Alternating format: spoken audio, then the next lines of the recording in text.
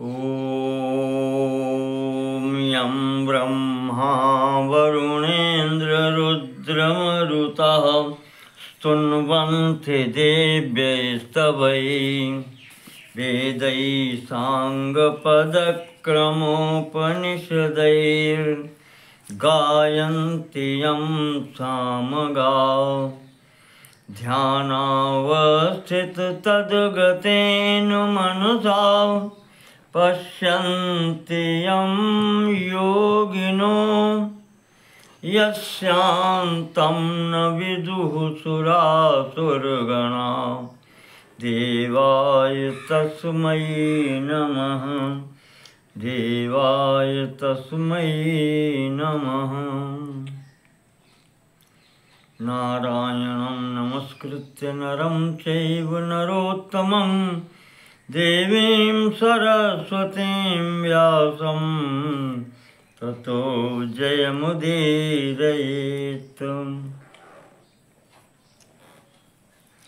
ॐ नमो नारायणाय। ॐ नमो नारायणाय।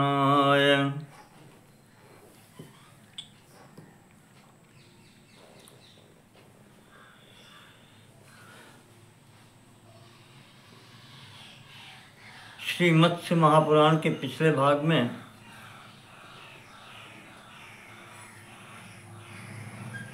राजधर्म के अंतर्गत राजा के कर्तव्यों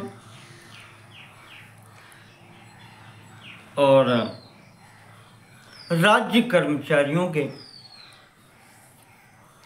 कर्तव्यों पर बात हुई थी। इसी क्रम में भगवान नारायण महामत्स्य रूपधारी भगवान विष्णु ने राजा मनु को बतलाया था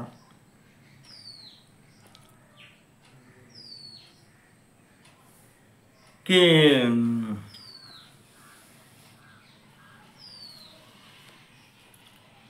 संसार में कर्म दो प्रकार के हैं।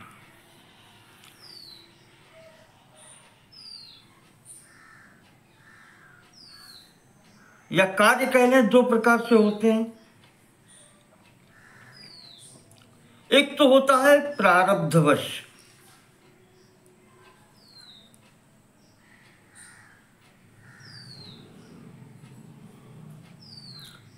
और एक होता है जिसको कहते हैं पुरुषार्थ।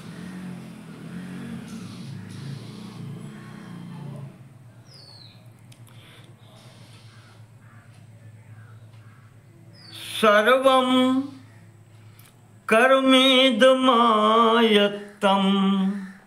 यहाँ सब कुछ कर्म से प्राप्त होता है।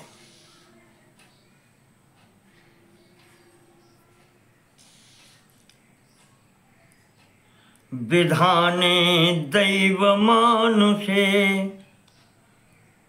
पर उनका जो विधान है वो दो प्रकार का है, दैव और मानुष्य। दैव का तात्पर्य है जो पिछले शरीरों में या पिछले जन्म में किए गए कर्मों का फल भोग्य रूप में शेष रह जाता है, वो कहलाता है दैव। और मानुषम, इसको कहते हैं पुरुषार्थ। मनुष्य इस जीवन में जो अपने प्रयास से कर्म करता है वो कहलाता है पुरुषार्थ। कहते हैं उन दोनों में, दैव और पुरुषार्थ, इन दो प्रकार के कर्मों से ही यहां सब कुछ प्राप्त होता है। तो तयोर्दैवम अचिन्त्यम च, तो उसमें से दैव जो है, पूर्वकृत कर्मों का फल रूप जो संस्कार है वो दैव, इसको प्रारब्ध कहते हैं, वो अचिंत्यम, अचिंत्य है। अचिंत्य का तात्पर्य ये है कि उसका चिंतन करने से कोई लाभ नहीं है। पहला तो ये है, प्रत्येक व्यक्ति को याद नहीं रहता, अनुस्मृति नहीं रहती पिछले जीवन की। जाति स्मृति थोड़े हैं जो पूर्व जन्म के सब याद हैं, हमने क्या क्या किया, क्या बाकी है।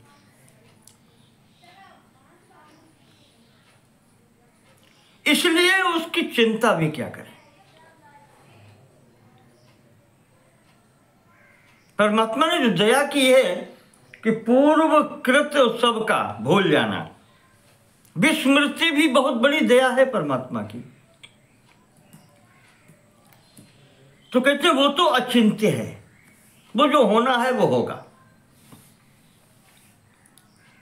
पौरुषे विद्यते क्रिया, और हमारी जितनी भी अब क्रियाएं वर्तमान समय में हो रही हैं, ये हमारे पुरुषार्थ से सफल होती हैं। यही हमारा पुरुषार्थ है। जो वर्तमान में जो क्रियाएं होती हैं, ये हमारे इस जन्म का, इस शरीर द्वारा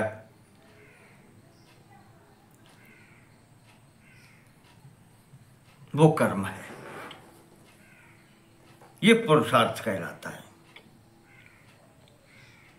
और इसी के द्वारा, इसी पर ध्यान देना चाहिए, क्योंकि दैवम तो अचिंत्यम, वो तो अचिंत्य है।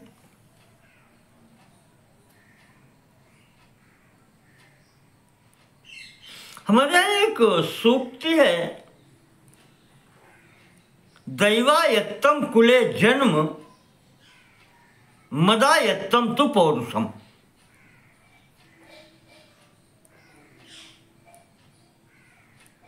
किसी घर में जन्म लेना, किसी माता पिता की गोद में जन्म लेना,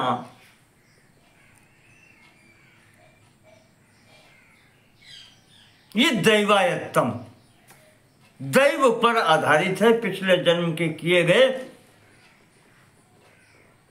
कर्मों के फलों पर आधारित है, प्रारब्ध पर आधारित है। पर मदायत्तम तो पौरुषम, पुरुषार्थ ये हमारे अपने हाथ में है कि हम क्या करेंगे और हमें क्या लक्ष्य प्राप्त करना है, उसके लिए हम क्या क्या कर रहे हैं। ये पुरुषार्थ है और ये हमारे हाथ में है। मदायत्तम, मेरे द्वारा ये किया जा सकता है, ये हमारे वश में है। ये भगवान ने बताया। तो महाराज मनु पूछते हैं, भगवान जो आपने ये बता दिए, दैवे पुरुष कार्ये च किम जायास्तद ब्रवीहि में। कोई कोई कहते हैं कि भाग्य बहुत प्रबल होता है महाराज, आप कहते हैं पुरुषार्थ करो। संशय ये हो गया कि प्रबल क्या है, भाग्य प्रबल है या पुरुषार्थ, इन दोनों में अंतर क्या है, दोनों में श्रेष्ठ कौन है।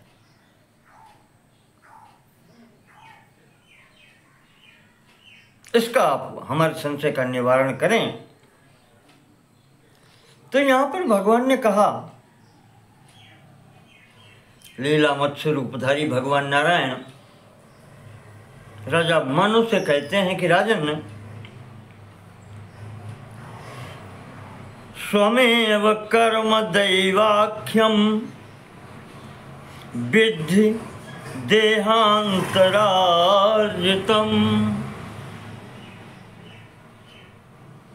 पिछली देहों से किए गए कर्म वो अपने द्वारा ही किए गए कर्म हैं। देहांतर अर्जितम, दूसरी देह से जो अर्जित किए गए हैं कर्म फल, वही दैव स्वरूप में या प्रारब्ध के स्वरूप में वर्तमान जन्म में प्राप्त होते हैं।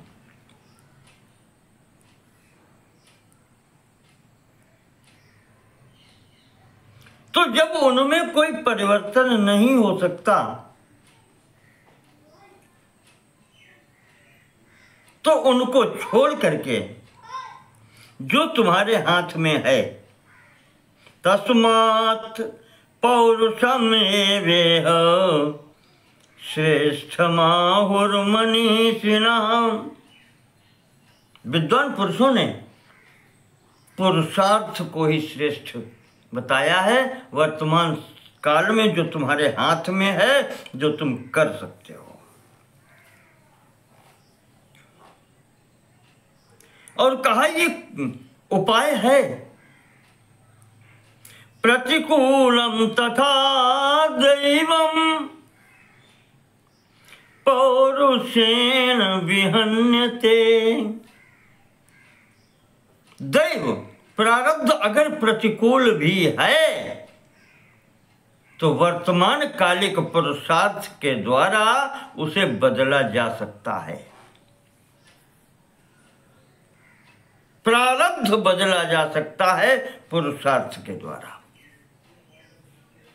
मंगलाचार युक्तानाम नित्यम उत्थानशालिनाम।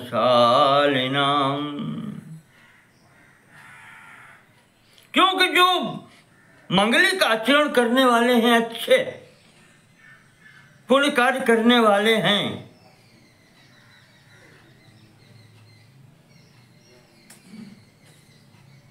कहते हैं उनका प्रारब्ध भी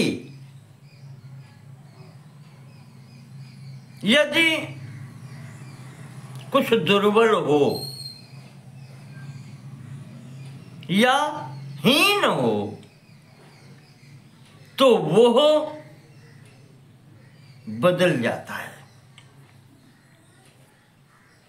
नित्यम उत्थानशाली नाम, जो नित्य प्रति उद्योग करने वाले हैं, उन्नति चाहने वाले हैं।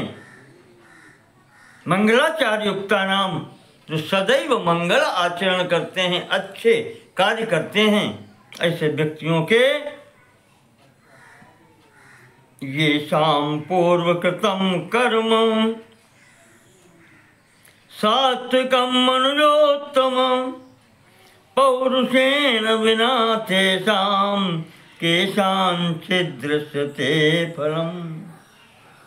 हाँ, कभी कभी ये देखा जाता है कि पूर्वकृत अगर पुण्य फल है तो इस जन्म में कभी कभी व्यक्ति को ये देखा जाता है कि बिना कुछ पुरुषार्थ किए भी उनकी प्राप्ति हो जाती है। किंचित केषांचित् दृश्यते फलम, कहीं कहीं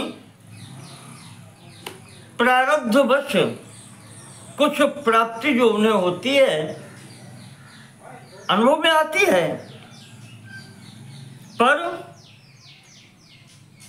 कर्मणा प्राप्तते लोके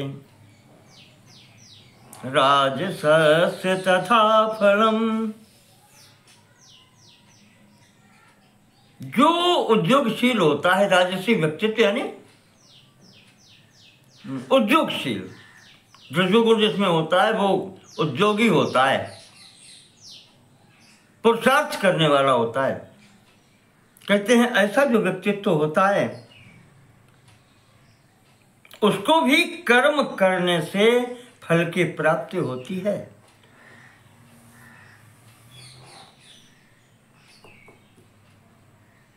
कहते हैं तमोगुणी व्यक्तित्व को भी होती है, लेकिन उसको बहुत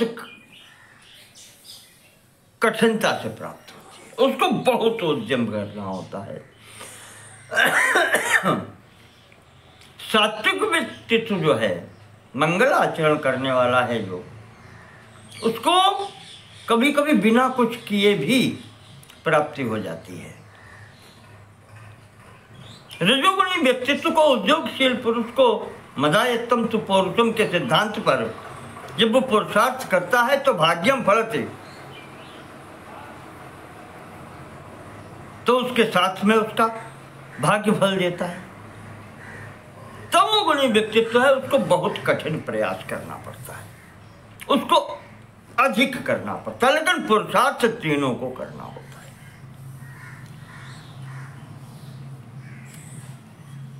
यहां पर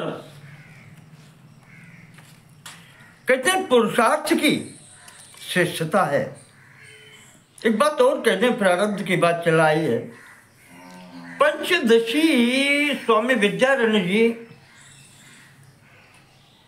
श्रृंगेरी मठ के शंकराचार्य भी रहे हैं, संभवतः 11वें या 12वें। उन्होंने ग्रंथ लिखा है पंचदशी। उसमें उसके 7वें सर्ग में उन्होंने मनुष्य के कर्मों का वर्गीकरण किया है, और वहां उन्होंने कहा है कि मनुष्य के कर्म होते हैं 3 प्रकार के। एक होता है जिसको कहते हैं प्रारब्ध और पुरुषार्थ। हाँ, 2 प्रकार का। तो अच्छा, प्रारब्ध और पुरुषार्थ 2 प्रकार के कर्म पहले उन्होंने कहा। फिर ये कहा कि प्रारब्ध भी 3 प्रकार का होता है। अब चूंकि यहां पर प्रारब्ध की बात चली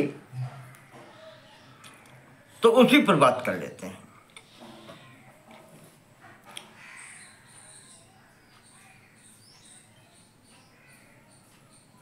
प्रारब्ध कर्म प्राबल्यात्। प्रारब्ध कर्मों की प्रबलता से क्या क्या होता है और प्रारब्ध क्या है? प्रारब्ध के फल स्वरूप 3 प्रकार के कर्म होते हैं। एक कहलाता है इच्छित कर्म, दूसरा कहलाता है अनिच्छित कर्म,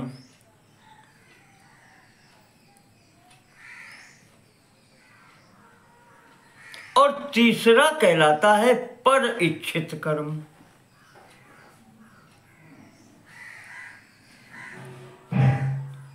तो इच्छित, अनिच्छित और परेच्छित 3 प्रकार के प्रारब्ध बताए उन्होंने। कहा इसमें 2 जो हैं प्रारंभ के, इच्छित और अनिच्छित, ये तुम्हारे वश में नहीं है। इन्हीं के लिए भगवान नारायण ने मनु को बताया है कि दैवम अचिंत्यम स्यात्। पर इसमें भी एक भाग ऐसा है जो पुरुषार्थ से बदलता है, जिसको कहते हैं परेच्छित, पर इच्छित। थोड़ा सा इसके विषय में। इच्छित कर्म, प्रारब्ध इच्छित कर्म में कैसे बदलता है वो बता रहे हैं। वहां कहा है कि जैसे उदाहरण देकर बताया, अपथ्य से विनश्चोराम राजदार रता अपीम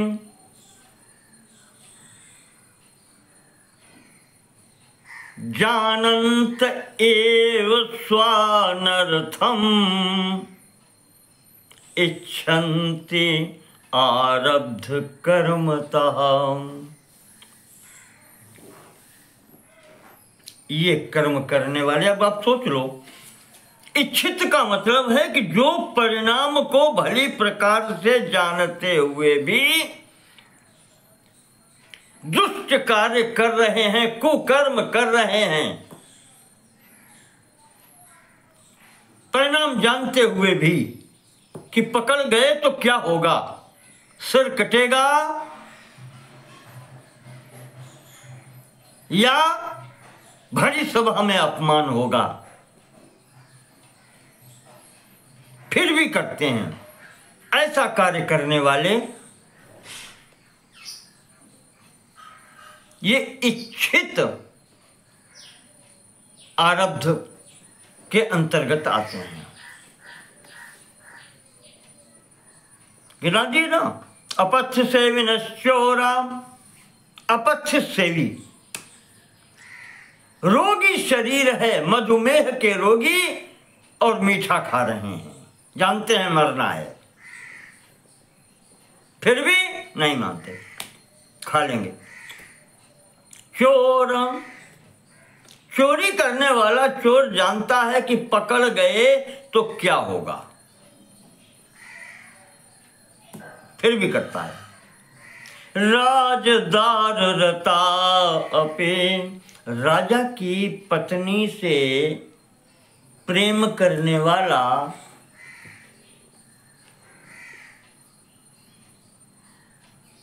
वन साइडेड, एक पक्षीय प्रेम करने वाला प्रेमी, वो जानता है कि पकड़े गए तो प्राणदंड होगा, पर फिर भी करता है। जानन्त एव स्वानर्थम, अपने अनर्थ को जानते हैं कि परिणाम क्या होगा, तो इच्छन्त्य आरब्ध कर्मता, फिर भी ऐसे कार्य करने की इच्छा करते हैं या करते हैं प्रारब्धवश। ये इच्छित में आता है। अच्छा, इसको अवश्यम भावी भी कह दिया जाता है। जो अचिंत्य इन्होंने प्रयोग किया है, दैवम अचिंत्यम स्यात्, भगवान नारायण ने मनु से कहा है। तो स्वामी जी ने कहा है कि अवश्यम भावी भावानाम, ये प्रारब्ध के जो फल हैं बहुत कम बदल पाते हैं, उसमें ये इच्छित और अनिच्छित वाला तो बहुत कठिन होता है। उसी के संबंध में उन्होंने कहा। हाँ, अनिच्छित का भी और देख लें फिर बताएं। अनिच्छित का मतलब ये होता है कि प्रकृति ने जो शरीर आपको दिया है उससे कौन कौन से कार्य हो सकते हैं, तो वो प्रकृति अपने प्रयोजन की सिद्धि के लिए तुमसे करवाती है, उसमें आप परिवर्तन नहीं कर सकते। अगर प्रकृति ने आपको स्थावर बनाया है, वृक्ष का, लता का, औषधि का शरीर दिया है, स्थावर, जड़ जिसको साधारण भाषा में कह लेते हैं, जो चल फिर न सके, अचर, तो उस प्रकृति के विपरीत आप नहीं जा सकते।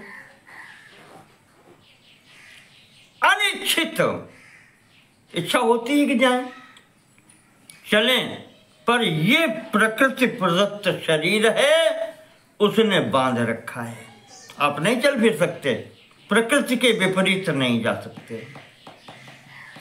आपको याद होगा गीता जी ने ये महात्मा विजयानंद जी ने संकेत किया है, वहां पर बिल्कुल वही शब्द प्रयोग किए हैं भगवान ने अर्जुन के लिए गीता में प्रयोग किए हैं। जहां पर अर्जुन ने पूछा है, अथ केन प्रयुक्तो यम पापम चरति पुरुषा,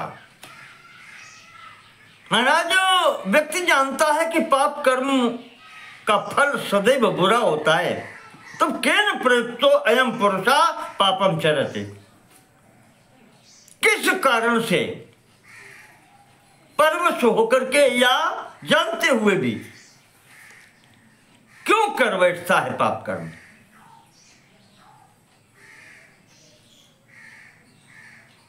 अनिच्छन्नपि वार्ष्णेय, इच्छा न होते हुए भी पाप कर्म कर बैठता है।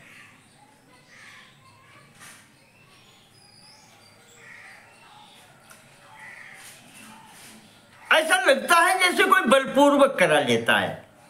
अनिच्छन्नेव वार्ष्णेय बलादिव नियोजिता। वो ऐसा लगता है कि बलपूर्वक कोई कार्य करा रहा है, वो स्वयं अंदर से नहीं चाहता। अर्जुन अपनी स्थिति बता रहे हैं कि मैं युद्ध करना नहीं चाहता, पर प्रकृति मेरे ऊपर चारों तरफ से दबाव डाल रही है और मैं यहाँ युद्ध क्षेत्र में दोनों सेनाओं के बीच में खड़ा कर दिया गया हूं कि तुम्हें लड़ना ही पड़ेगा, और कृष्ण तुम भी प्रेरणा दे रहे हो। यही है, मैं नहीं चाहता, अनिच्छन्नपि, पर बलादिव नियोजिता, बलपूर्वक मैं यहां पर लाया गया हूं। ये कैसे होता है? तो इसका भगवान कृष्ण ने वहां बड़ा अच्छा उत्तर दिया है।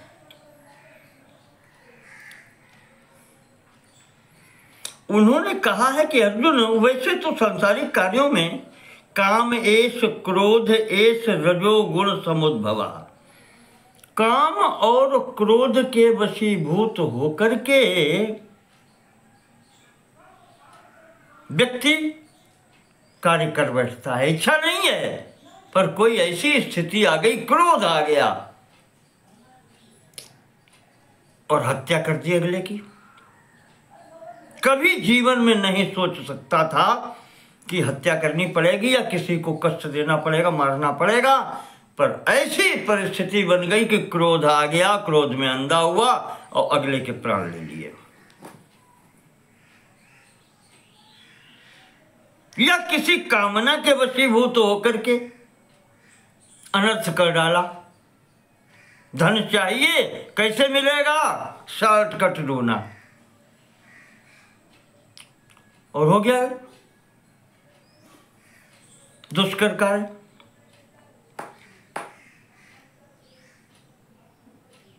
तो कामेश क्रोधेश, इनके द्वारा भी हो जाता है, बिना सोचे समझे कह लें, इच्छा न होते हुए भी हो जाता है।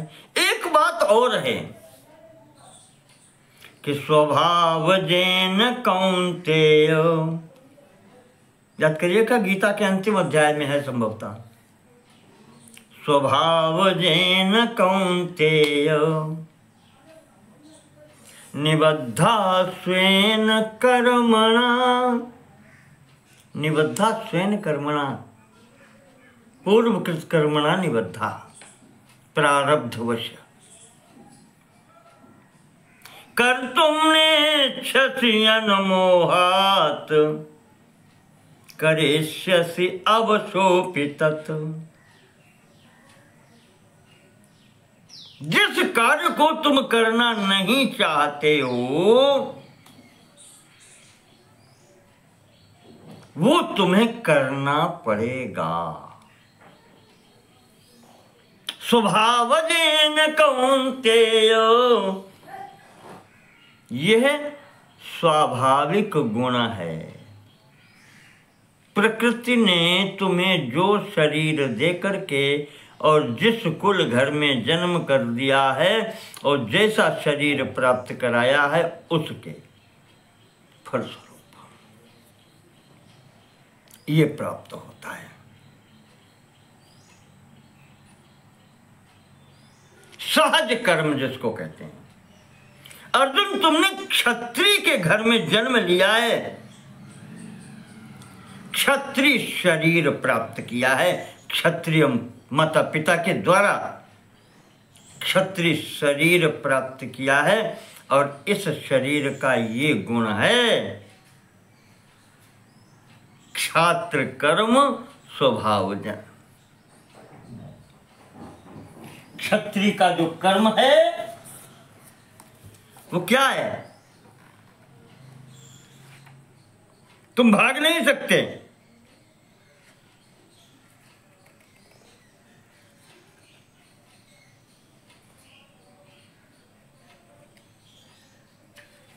वहां जो दिए गए हैं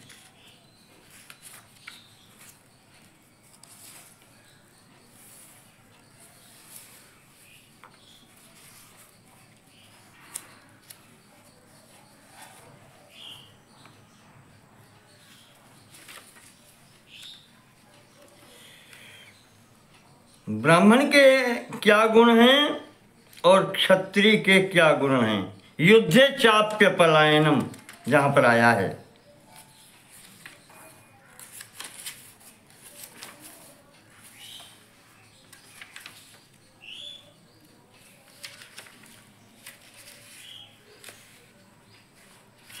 तो वो तुम्हें सहज स्वभाव में प्राप्त हुए हैं। प्रकृति प्रदत्त शरीर के वो गुण हैं और वो शरीर तुम्हें क्षत्रिय शरीर प्राप्त हुआ है। अगर कोई समक्ष आकर के सामने आकर के तुम्हें युद्ध के लिए ललकारेगा तो तुम अर्जुन पीछे नहीं हट सकते।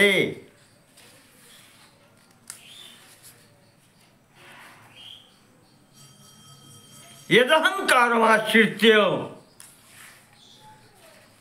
अगर अहंकार के वश में आकर के तुम ये सोचोगे, यदहंकारमाश्रित्य न योत्स्य इति मन से, कि मैं युद्ध नहीं करूंगा, ये सोचते हो या सोचोगे तो मिथ्यैष व्यवसायस्ते, ये तुम्हारा व्यवसाय, ये तुम्हारा कार्य मिथ्या होगा, अर्थात तुम ये नहीं कर सकते। प्रकृति ही त्वाम नियोक्ष्यति, जिसने तुम्हें उत्पन्न किया है वो प्रकृति, वो परमात्मा की शक्ति, वो तुमसे अपना काम करवा लेगी। तुम भाग के कहीं नहीं जा सकते।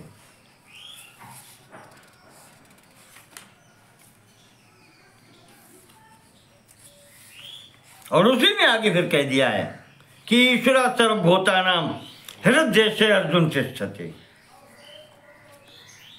तू है कौन? शरीर प्रकृति का दिया हुआ है, ये उसका है और उसने किस प्रयोजन से दिया है वो अपना कार्य इससे करवाएगी।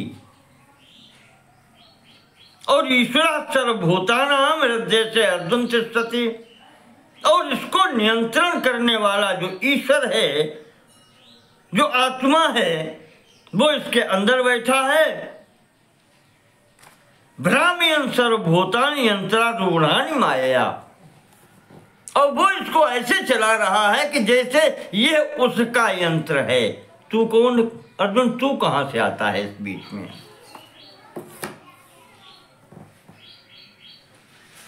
ये है अनिच्छित कर्म, प्रारब्ध के बीच में आता है। और तीसरा प्रकार का है पर इच्छित, उसमें ये होता है कि ना हम चाहते हैं ना प्रकृति चाहती है, कोई प्रयोजन नहीं है, पर दूसरा व्यक्ति कह के हमसे करवा लेता है। अपनी इच्छा की पूर्ति वो हमसे करवा लेता है।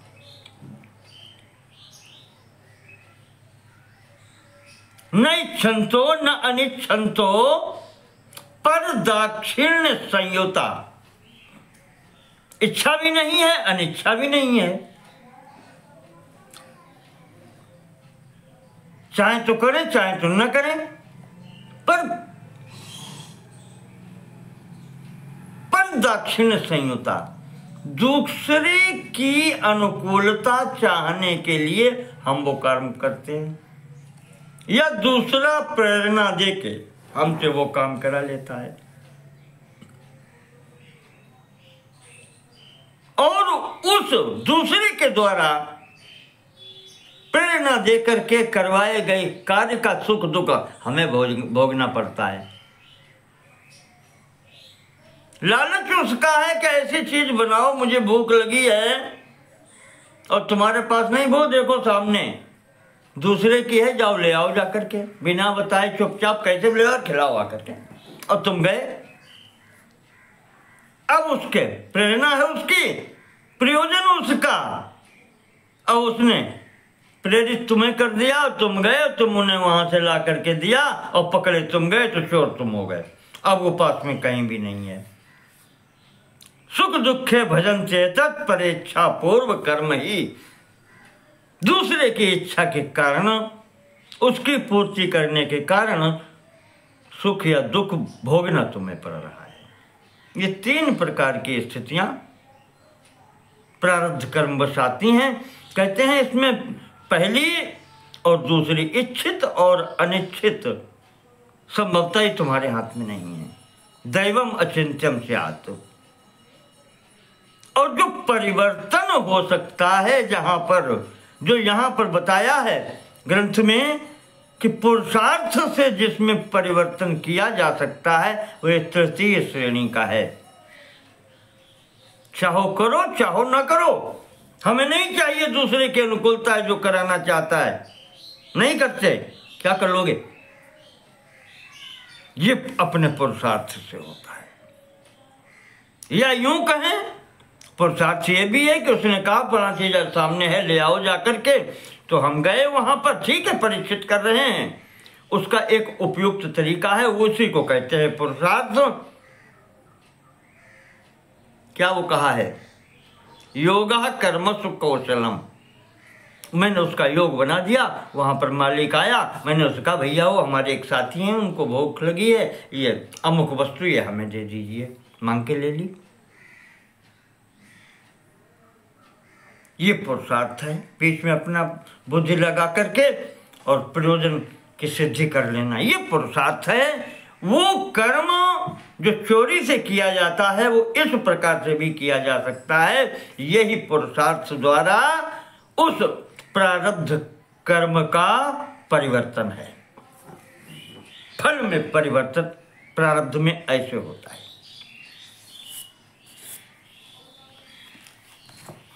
तो ये स्पष्टीकरण प्रारब्ध का है। और पुरुषार्थ तो वही है जो हम वर्तमान में कर रहे हैं।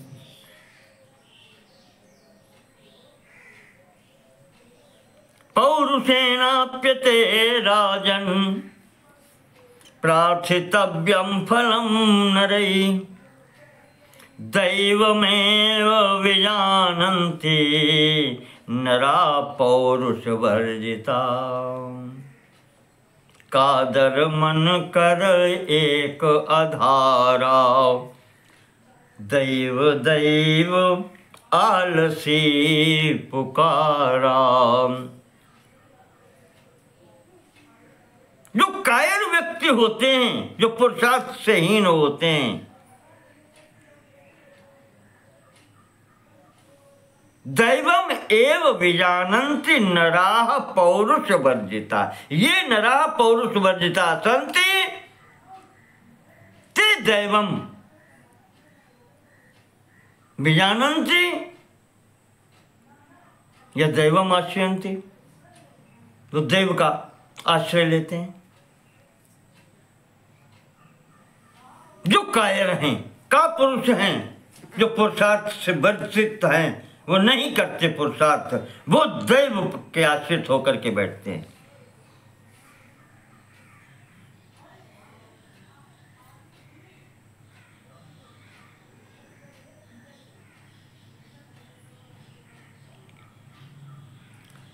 राजन, यथार्थ ये है, वास्तविकता ये है कि दैवम पुरुषकारस्य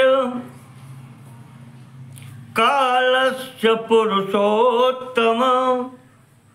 देखिए, प्रारब्ध, पुरुषार्थ और काल यानी समय, ये तीनों मिलकर के व्यक्ति के द्वारा किए गए कार्य का फल देते हैं। तीनों उसमें सम्मिलित होते हैं। फल देने में ये 3 सम्मिलित होते हैं। पुरुषार्थ करने में अपना अकेला है वो, पर उसका फल देने में ये तीनों एक साथ कार्य करते हैं। दैव पूर्व जन्मकृत या पूर्व देहकृत कर्मों का फल, और इस समय किया गया पुरुषार्थ, और समय। कौन समय है, कैसा समय है, ये तीनों मिलकर के तो हमारे किए गए पुरुषार्थ का फल ये देते हैं।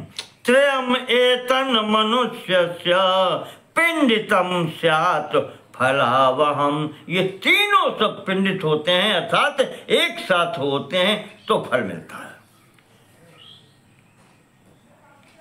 जैसे कृषेर्वृष्टि समायोगाद दृश्यन्ते फल सिद्धया, किसान अपनी फसल उगाता है, देखिएगा आप,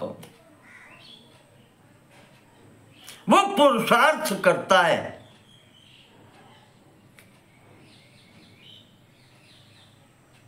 खेत को तैयार करना, बीज बोना, जल सबका सिंचाई और निराई सबका प्रबंध करना, पर फल देते समय अब देखो आप यहां पर तीनों कार्य करते हैं।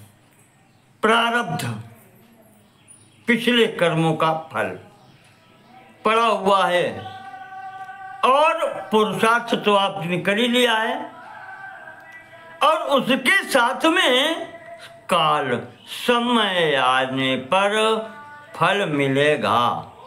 उसका निश्चित है कि फसल, वो कृषि कार्य कब तैयार होगा, कब अनाज की निराई वो कटाई होगी, वो समय होता है। गेहूं का समय चैत्र वैशाख का समय है, उस समय उसको काटेंगे तो फल मिलेगा। इसलिए काल भी यहां पर, समय भी महत्ता रखता है। प्रारब्ध अगर है उसका तो मिलेगा, और प्रारब्ध में है कि नहीं मिलना है तो ओलावृष्टि और कुछ न कुछ विघ्न हो गया, नष्ट हो जाएगी। पुरुषार्थ तो आपने किया, अब इसमें आप पुरुषार्थ अगर इस भय से छोड़ दें तो भी कुछ नहीं मिलेगा। तो पुरुषार्थ किसमें है प्रधानता, पुरुषार्थ करेंगे तो दैव, पुरुषार्थ और काल तीनों मिलकर के फल देते हैं। यह स्थिति है। तस्मात् सदैव कर्तव्यम सधर्मम पौरुषम नरई, इसलिए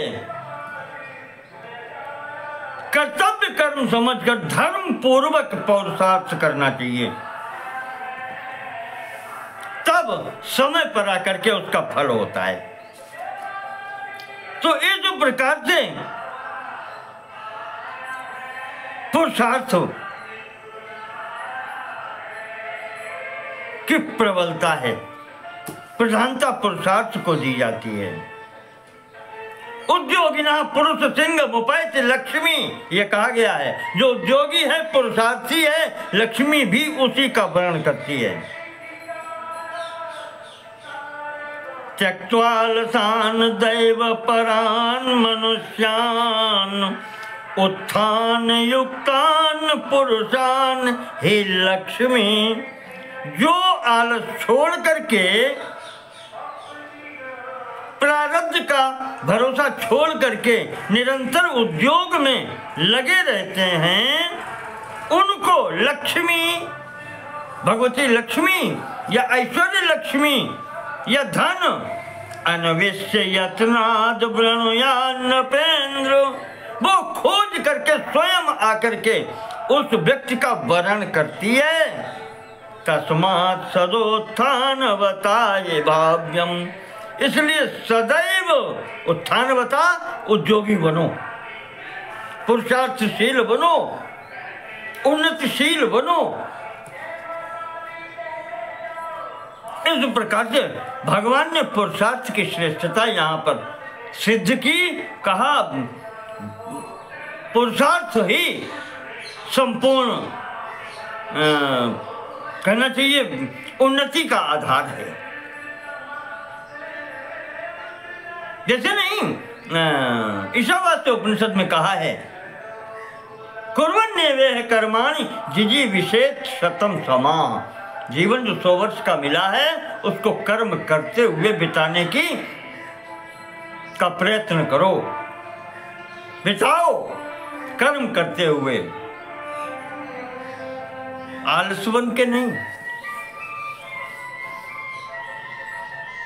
करना है। जन्म इसीलिए मिला है, शरीर इसलिए मिला है। तो इस प्रकार से पुरुषार्थ की श्रेष्ठता बताई गई है और यही अग्नि पुराण में भी आया है 226वें अध्याय में, पुरुषार्थ की श्रेष्ठता। उसके बाद में राजा की नीति संबंधी बात आती है। यहां पर 4 नीतियां तो स्पष्ट कही जाती हैं, साम,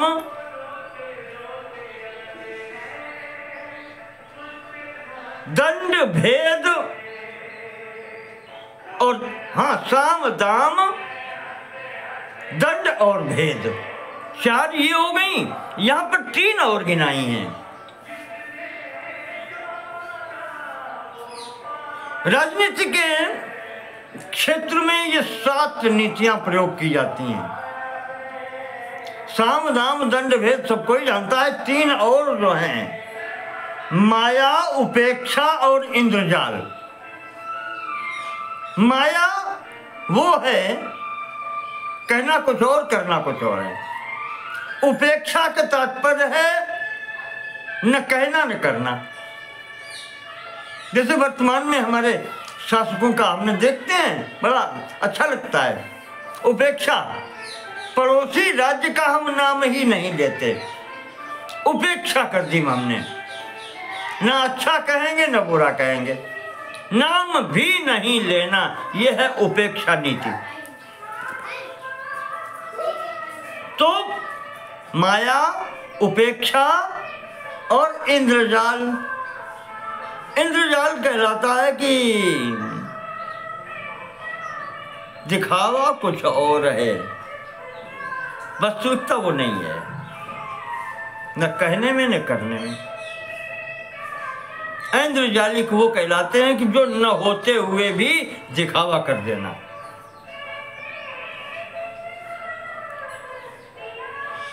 और माया तो वो छल कपट वाला है ही।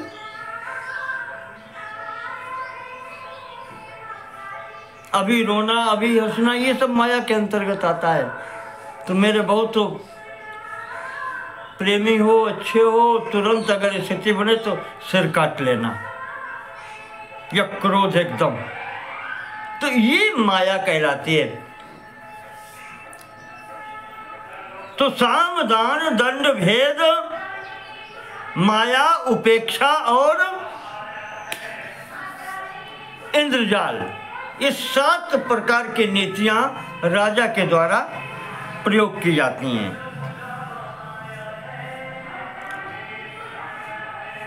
तो महाराज मनु के पूछने पर भगवान कहते हैं कि जो साम नीति है,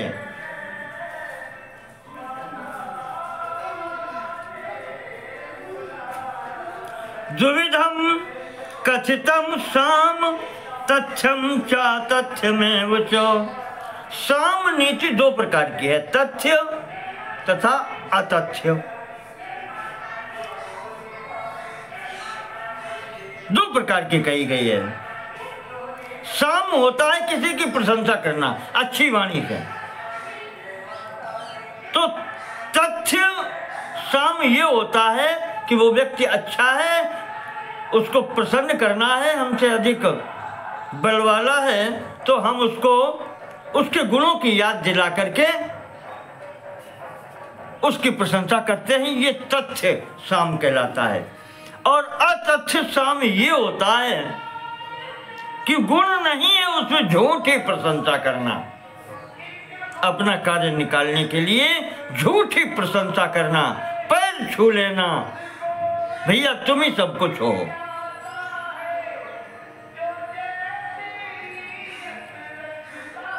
बहुत दुष्ट व्यक्तित्व है। और कहते हैं अरे महाराज आपके प्रसन्न हो जाने पर क्या बात है। यानी कि जो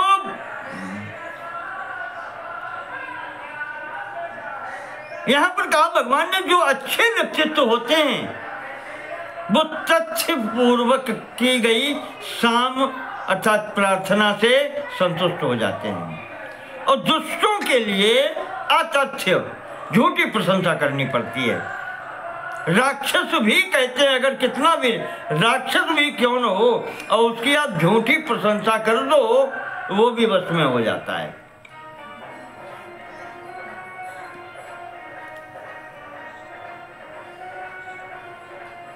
क्योंकि ये एक गुण है, अगर हम किसी की प्रशंसा करते हैं, हाथ जोड़ते हैं, तो अगला व्यक्ति हमें डरा हुआ समझता है।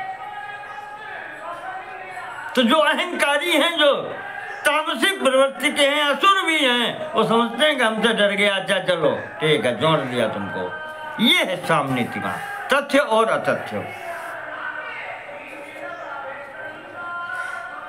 इसके पश्चात बात कही है कि अगर शत्रु एक से अधिक है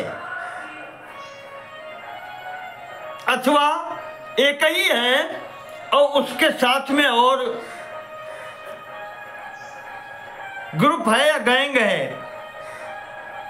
समूह, उनके बीच में एक दूसरे के प्रति संदेह उत्पन्न कर दो, ये भेद नीति के अंतर्गत आता है।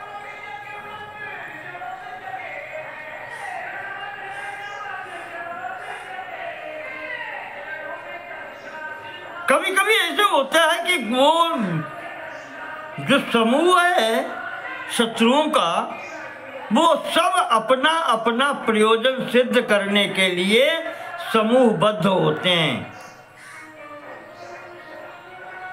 तो उनमें भेद नीति का प्रयोग करना अधिक सफलता दिलाता है। किसी के प्रति एक पर एक उससे भेंट करके उसको आप लालच दे दीजिए, जो उसमें सबसे कमजोर हो या जैसा भी हो, एक को लालच दे दीजिए कि हम तुम्हारे साथ हैं, चिंता मत करना, ये अपना काम बनाना चाहता है और तुम्हें प्रयोग करना चाहता है, बच के रहना जरा। हो गया काम, उससे कह दिया, दूसरे से आए उससे कह दिया। ये जो है तुम्हारे सब प्राण के ग्राहक हैं, याद रखना, तुम कितने भी बड़े बलशाली हो, ये तुम्हें जिस दिन तुम सफल हुए उस दिन तुम्हें समाप्त कर देंगे। अब वो संकेत इधर से, ये संकेत उधर से, ऐसे ही सदस्यों में मतभेद कर दिया, मनभेद कर दिया, ये भेद नीति है। वो सब आपस में ही लड़के मर जाएंगे।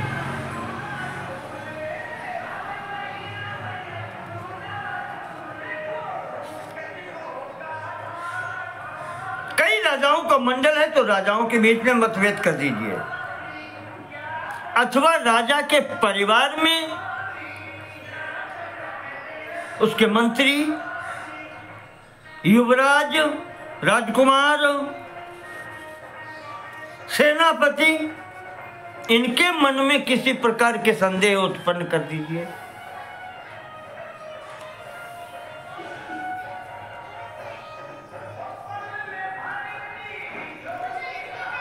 तो इस प्रकार से भेद नीति का प्रयोग होता है। इसके पश्चात दान। दान सर्वेषाम् अप्युपायानां दानम श्रेष्ठतमं मतम। संपूर्ण प्रकार के जो उपाय हैं राजा के द्वारा, उसमें दान सबसे अच्छा है।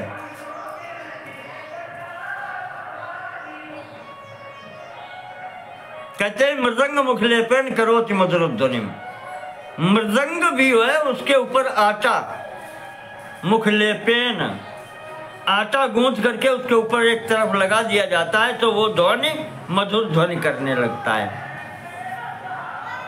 तो ऐसे ही न सोचि राजन दानेन बस गोयो न जायते। भगवान कहते हैं नारायण, राजन, संसार में ऐसा कोई नहीं है जो दान से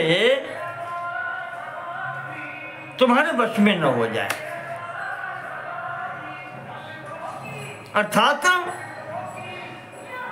तुम उसकी किसी वस्तु से सेवा करो, दान दो, धन दो, अन्न दान, धन दान, विद्या दान, ये समस्त दान ऐसे हैं कि इनसे व्यक्ति वश में हो जाता है। संसार में ऐसा कोई नहीं है जो दान के द्वारा वश में न हो जाए। दानेन वशगा देवा भवन्ति सदा नृणाम। कहते हैं देवता भी दान से वश में हो जाते हैं।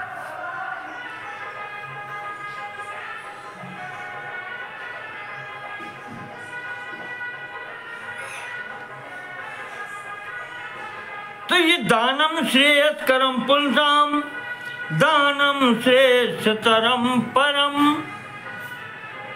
किसी भी व्यक्ति के लिए दान एक तो सत्कार्य है, सुकृत है, सदैव श्रेष्ठता प्रदान करता है, कल्याण ही करता है। दानवानेव लोकेषु पुत्रत्वे ध्रियते सदा। जो दानी व्यक्ति होता है संपूर्ण संसार उसकी रक्षा अपने पुत्र के तरीके से करता है। जो प्रत्येक व्यक्ति की आवश्यकता के समय उसके साथ में खड़ा होता है, उसकी सहायता करने के लिए तत्पर रहता है, दान करता है सदैव। पूरा समाज, पूरा संसार सदैव उसकी रक्षा अपने पुत्र की भांति करता है। और कहते हैं दान से तो देवता भी वश में हो जाते हैं। तत्पश्चात दंड नीति। जो दुष्ट होते हैं,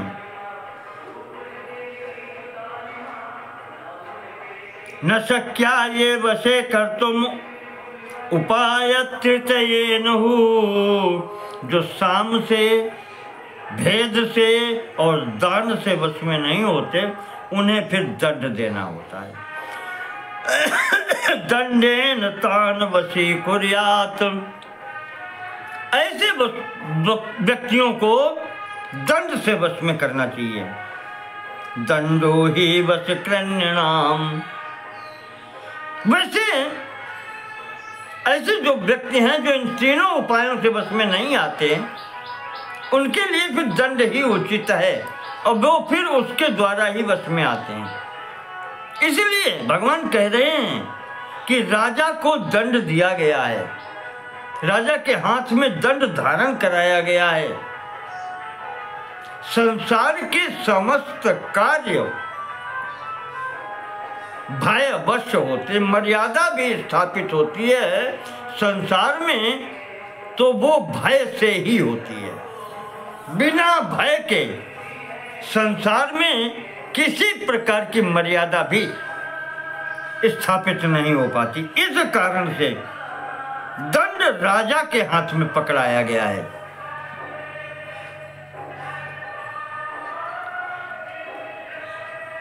धर्म शास्त्रानुसारेण, धर्म शास्त्र के अनुसार ये दंड राजा को दिया गया है। उसके हाथ में दंड देने का अधिकार,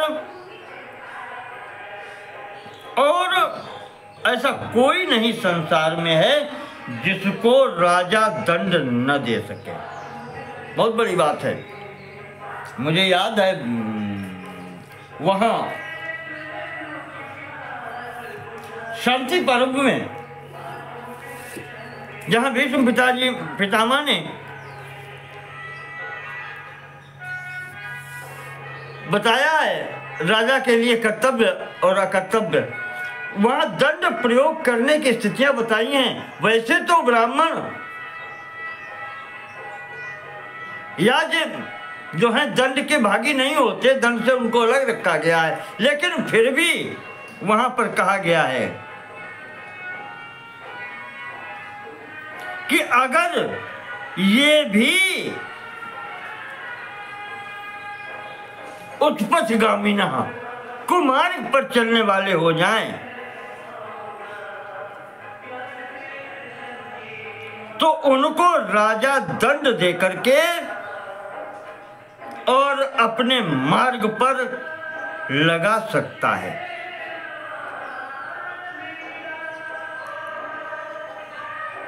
यस्य त्रयाणां वर्णानां इच्छेदाश्रम सेवनम चातुराश्रम्य दृष्टांश्च धर्मांस्तत्रान् शृणु। पांडव,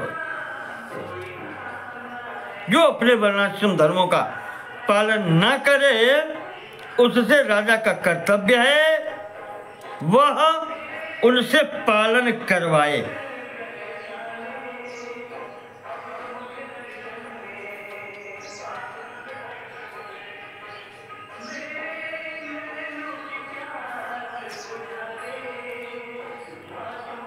तो इस प्रकार से उसको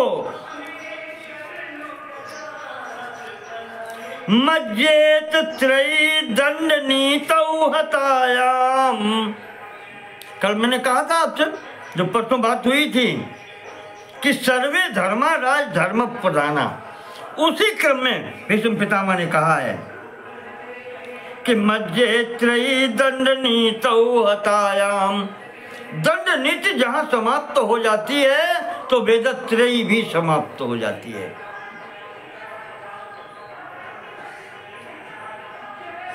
जहां दंड का भय नहीं होता वहां धर्म कर्म भी भ्रष्ट हो जाते हैं। सर्वे धर्मा प्रक्षयेयुर्विबुद्धा, संपूर्ण धर्मों का पालन दंड के भय से ही होता है। सर्वे धर्माश्चाश्रमाणाम हता स्यु, जहां दंड नहीं होता तहां संपूर्ण, कहना चाहिए कि वर्ण आश्रम धर्म समाप्त हो जाते हैं। छात्रे त्यक्ते राजधर्मे पुराणे, जहां राजा अपने धर्म अर्थात दंड का त्याग कर देता है वहां पर फिर कोई व्यवस्था नहीं रह जाती।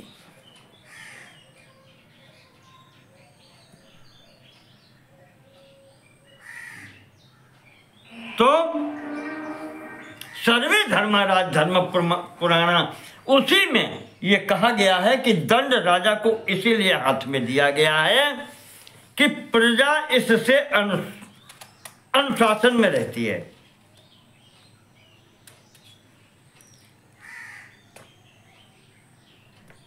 आश्रमी यजवा वर्णी पूज्यो वाच गुरुर्महान न दंड्यो नाम राज्ञोस्ति यह स्वधर्मेण तिष्ठति। चाहे किसी भी आश्रम का हो, ब्रह्मचर्य, गृहस्थ, वानप्रस्थ, संन्यास, चाहे किसी वर्ण का हो, ब्राह्मण, क्षत्रिय, वैश्य, शूद्र,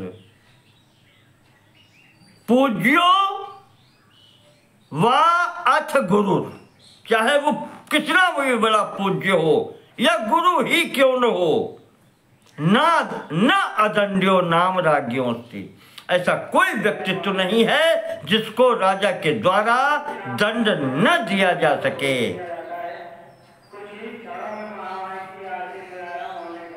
ये जो राजा अपने कार्य में दक्ष है, जो अपने प्रशासन कार्य में लगा हुआ है, तो ऐसा कोई व्यक्ति नहीं है उसके राज्य में जिसको राजा दंड न दे सके। चाहे जितना बड़ा पूज्य हो गुरु, गुरु स्वतः का गुरु क्यों न हो, अगर कुमार पर जा रहा है तो राजा उसको भी दंड दे सकता है। अदन्यान दंडयन राजा, निर्दोष को जो दंड देता है राजा, और दंडवान सेवाप्य दंडयन, और अपराधी को जो राजा दंड नहीं देता है, इह राज्यात् परिभ्रष्टो नरकम च प्रपद्यते, कहते हैं वो अपने राज्य से भ्रष्ट इसी लोक में हो जाता है, उसकी राज्य समाप्त हो जाती है। परलोक की तो बातें क्या है, परलोक तो वैसे भी नष्ट होता है। जासुराज प्रिय प्रजा दुखारी, सोनप अवसि नरक अधिकारी। जो दंड देने योग्य व्यक्तियों को दंड नहीं देगा और निर्दोष व्यक्तियों को दंड देगा तो प्रजा दुखारी अवश्य हो ही जाएगी। कारण से राजा के हाथ में दंड दिया गया है और उससे ये आशा की जाती है कि वो संपूर्ण अपनी प्रजा के प्रति न्याय करेगा, क्योंकि स्थिति संसार में ऐसी है कि बड़ी मछली छोटे को खा जाती है। सीधे कहा भगवान ने, बाल वृद्धा तुरयति द्विज स्त्री विधवायता। ये सबसे कमजोर, या कहना चाहिए कि दीनहीन व्यक्तित्व है समाज के। बालक, वृद्ध, आतुर यानी रोगी, सन्यासी, ब्राह्मण, स्त्री, विधवा। अगर राजा के हाथ में दंड नहीं होगा तो कहते हैं मात्स्य न्यायेन भक्षेरन यदि दंडम न पातेत। अगर राजा के दंड का भय नहीं होगा तो लोग इन दीनहीनों को तो खा जाएंगे जैसे बड़ी मछली छोटी को खा जाती है, बिना दोष के। बालक, वृद्ध, स्त्री, रोगी, ब्राह्मण, दरिद्र, सन्यासी, इनको तो बड़े लोग खा जाएंगे, समाज में रहने नहीं देंगे, जीवित नहीं रहने देंगे। देखिए इसमें स्त्री और विधवा दोनों सम्मिलित हैं। स्त्री कितनी भी सबला बनने की प्रयास करे, स्त्री की स्थिति विचित्र है। ये हमारी व्यवस्था नहीं है। मुझे तो कभी कभी ये लगता है कि चाहे मातृ स्वरूप में हो चाहे शक्ति स्वरूप में हो, ये दुख ही उठाने के लिए आई है हमारे साथ में। माता, पत्नी, दुहिता, ससुरा, बहन, संसार में स्त्रियां समझता, वैसे तो कहते हैं शक्ति स्वरूप है सब,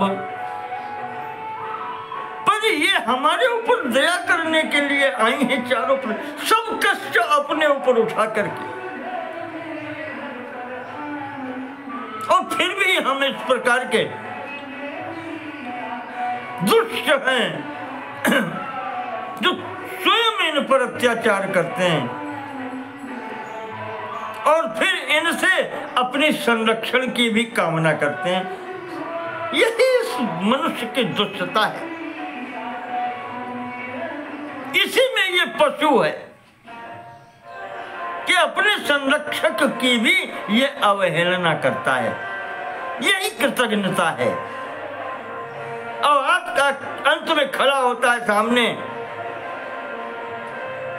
कुपुत्रो जायेत तदपि माता को माता न भवति। हाथ जोड़ करके फिर सामने खड़ा हो जाता है कि पूत कपूत भले हो जाए पर माता कभी कुमाता नहीं हो सकती।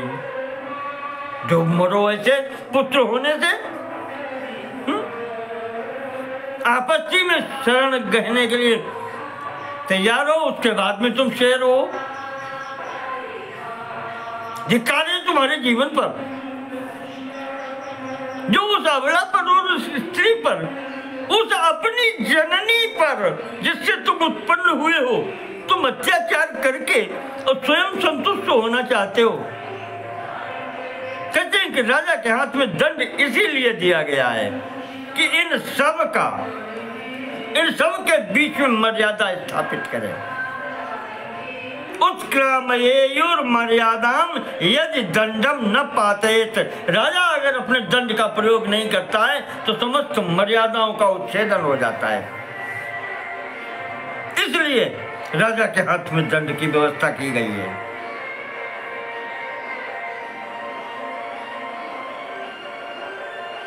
इसीलिए कहते हैं राजा में समस्त देवताओं का निवास, इसीलिए कह दिया गया है राजा पूज्य है, सर्वथा पूज्य है इस दंड विधान के कारण। ये अति आवश्यक है पृथ्वी पर अनुशासन बनाने के लिए। दंड के भय से ही, चाहे वो राजदंड हो चाहे यम दंड हो, इस समाज में व्यवस्था होती है। सब कुछ कुछ इस दंड पर ही प्रतिष्ठित है, और दंड अगर न हो संसार में व्यवस्था चल ही नहीं सकती। इस प्रकार से यहाँ पर इन 4 नीतियों का विशेष तौर से, और माया, उपेक्षा और इंद्रजाल मैंने संक्षेप में आपको बता दिया, यही होता है। सामान्य राजनीति में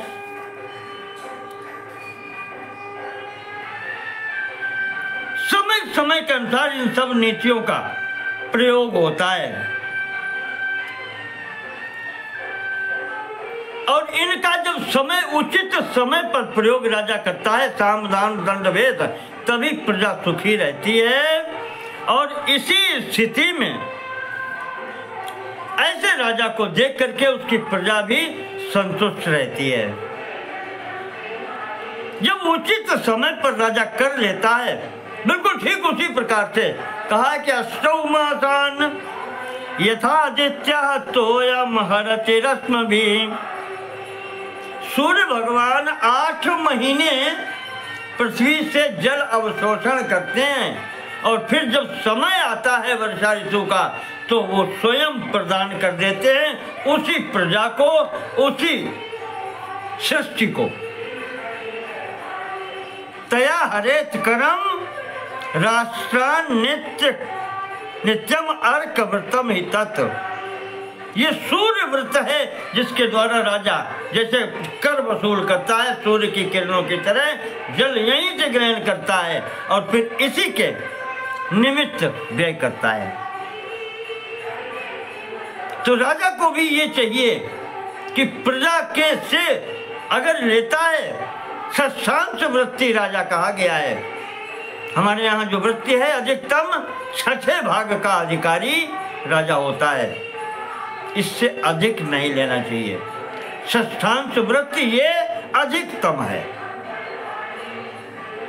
न्यूनाति न्यून जितना ले उतना अच्छा है, 6ठा भाग बहुत हो जाता है। तो वो कर लेकर के राजा अगर अपने दायित्व का निर्वहन करता है तो प्रजा संपूर्ण रूप से उसके साथ में प्रसन्न रहती है। ये बताकर के यहाँ पर दंड नीति का जो उपयोग बताया गया है वो अपराधियों के लिए बताया गया है। बड़ा सा अध्याय है, करीब 150 श्लोक हैं इसमें।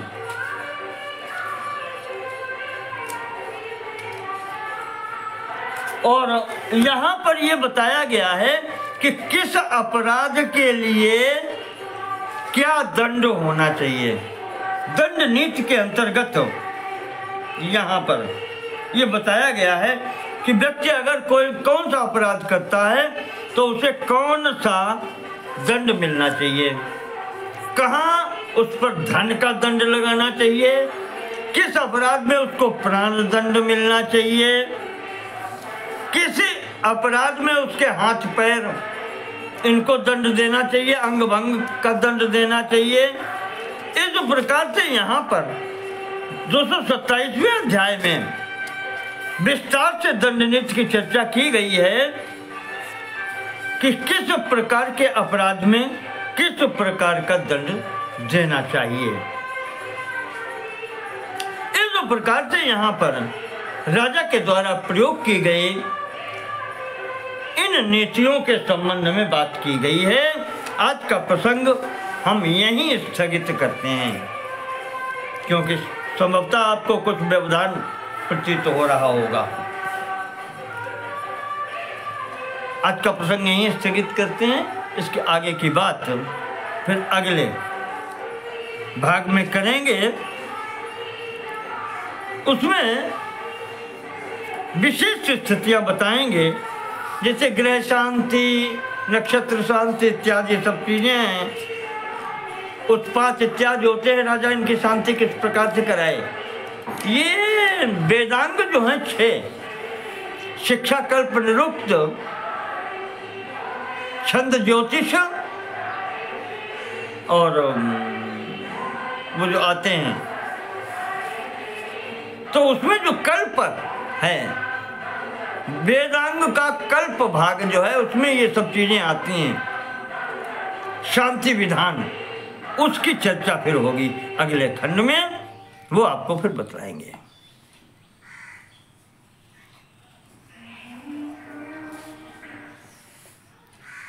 तो आज की बातें ही पूर्ण होती है। नमो नमः सर्वेषां कृते, धन्यवाद।